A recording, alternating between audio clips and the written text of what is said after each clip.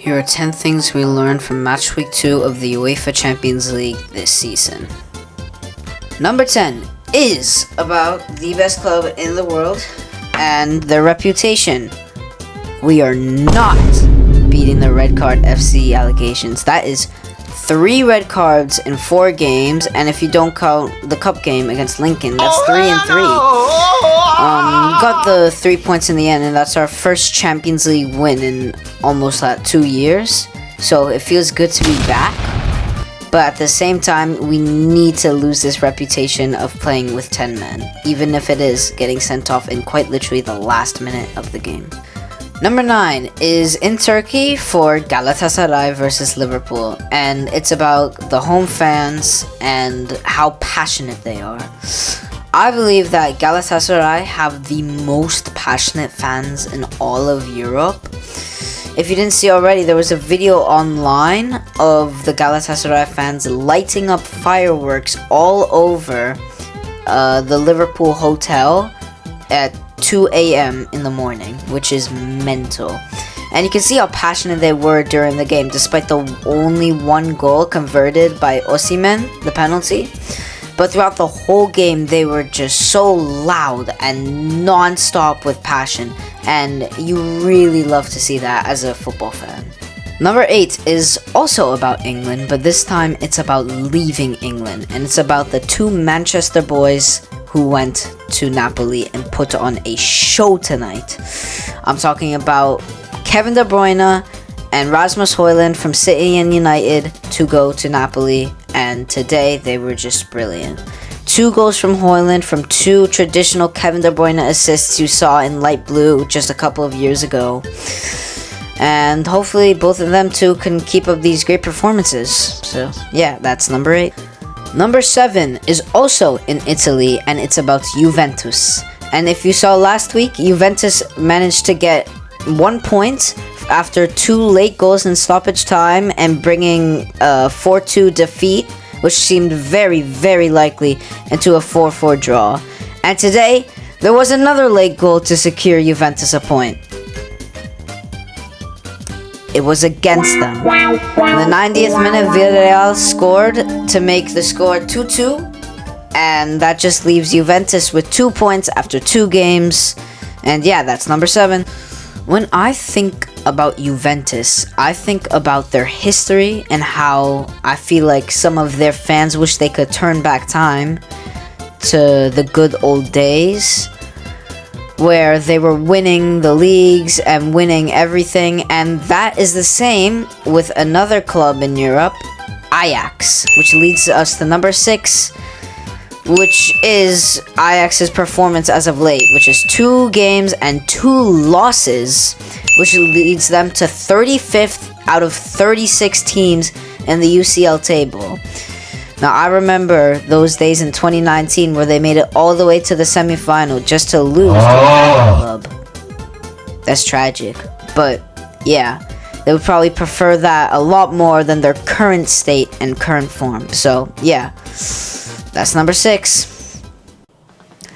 But enough about the past. It's time to talk about the future, and specifically for number 5, the future of Newcastle Football Club in Nick Woltemade.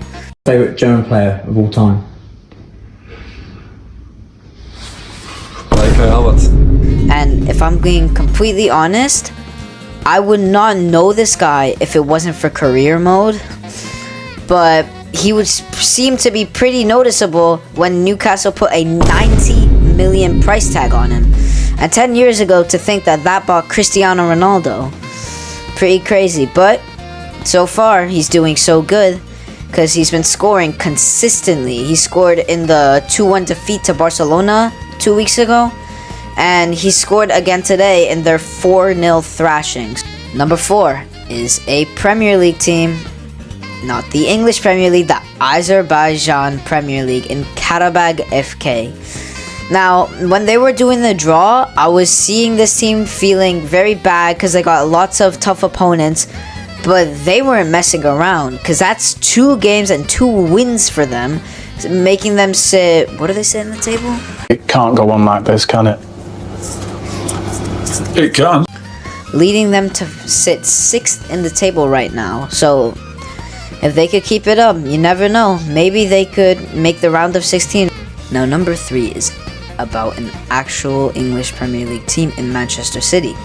They went away to Monaco today to what we thought would be a win, where Erling Haaland scored a brace, and he's always scoring in the Champions League. That's 52 goals in 50 games. That's mental.